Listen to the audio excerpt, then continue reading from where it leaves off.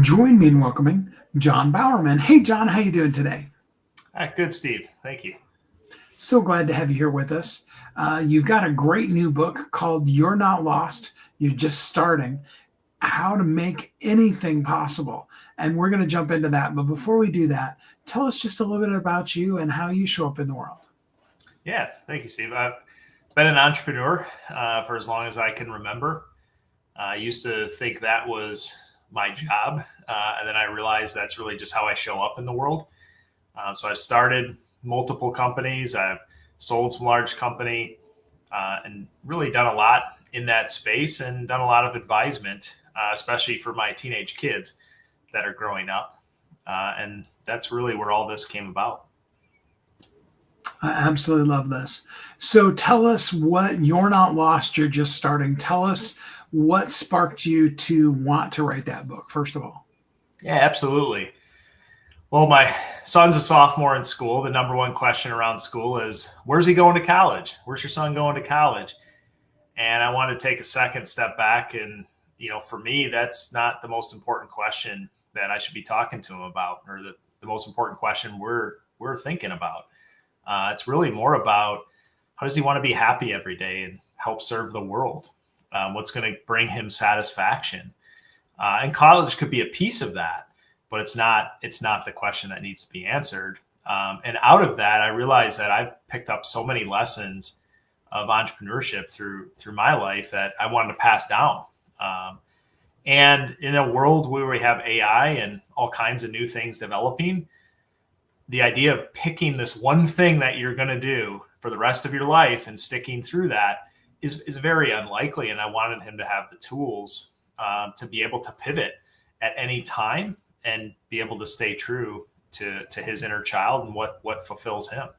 And so the book really came out of that handbook for one of those lessons that I've picked up to be able to position him, my daughter, and others to be able to do that. I totally love that. So tell us a little bit about the book. I mean, they obviously have to get the book to know all of it, but give us a little taste of what it's about. Yeah, for sure. Well, it's not an entrepreneur book that is step one, create a business plan.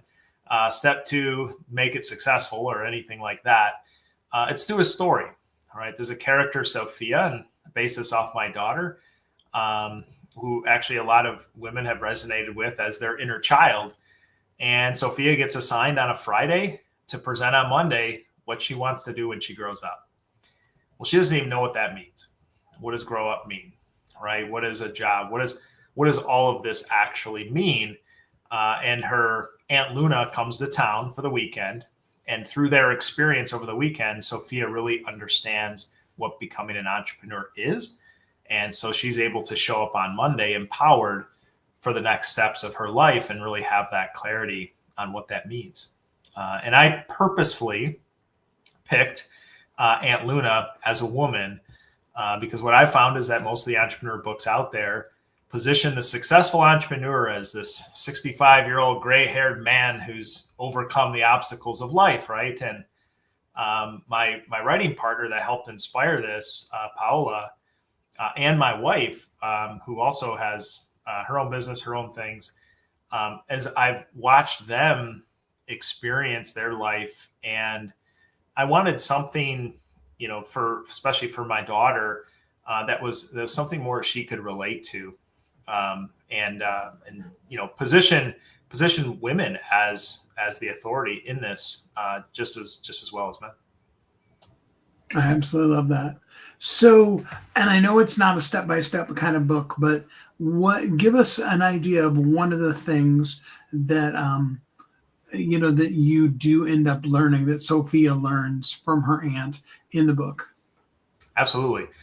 One of my favorites is that it never hurts to ask. So many people that I talk to and that want to learn about entrepreneurship or want to learn about, just being successful in a career, most of the time it comes down to just being afraid to ask. I've had friends that have left positions to go somewhere else without ever asking their current employer, would you have given me more? Would you have Would you have helped recreate my position here in a way that brought me satisfaction? There's just a real big reluctance to ask for what you want for fear of what might happen if you don't get it or if you're rejected. So that's one of my favorite lessons, is really approaching the world and not being afraid to ask, and really rolling up to the big umbrella, which is that being an entrepreneur doesn't mean starting a business.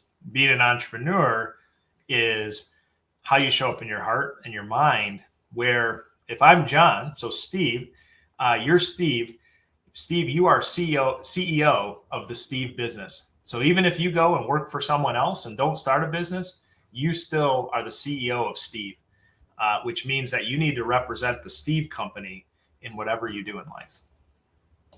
Absolutely. Yeah, I call that being the manager of you, and that all of us are thriving entrepreneurs because we're running Corporation You. Yeah, absolutely. I agree with that. Corporation You, yeah, Yeah. absolutely.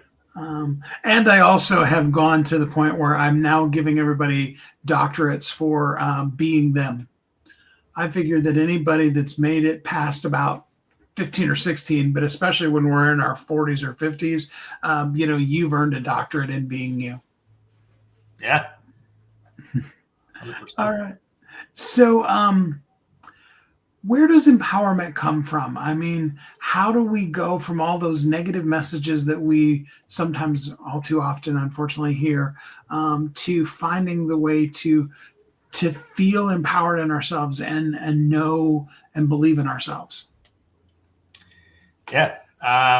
This is one of the lessons as well, which is the lesson in every loss, right? I've had setbacks. Everyone has setbacks, but it's how you look at that and how you move on from it. So showing up to the world as an entrepreneur is, if you think that, okay, over the next year, this is what I want to accomplish, or this is the next goal I want to achieve, likely it's not going to go perfectly. I can guarantee, that's one thing I can guarantee you, is it will not go totally according to plan or perfectly.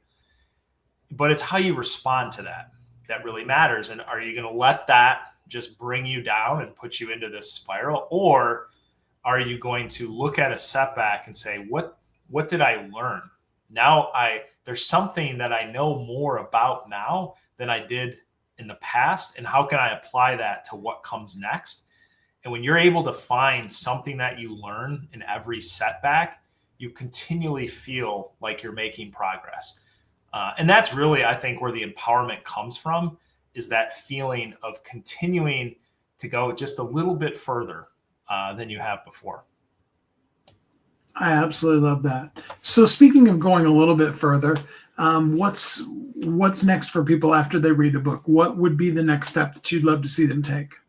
Absolutely. And this is something that's free right now on my book page. It's called put together the Everyday Entrepreneur Action Guide. So what it is, these are tools that I've created for my employees. I've created for people in some of my entrepreneur groups, things like that, for my kids. And they are ways that you can apply being an entrepreneur in a practical way. All right. There's a statement that I love, which is, how do you eat an elephant? One bite at a time. And so what I've tried to do is make the steps to applying it as absolutely small as possible.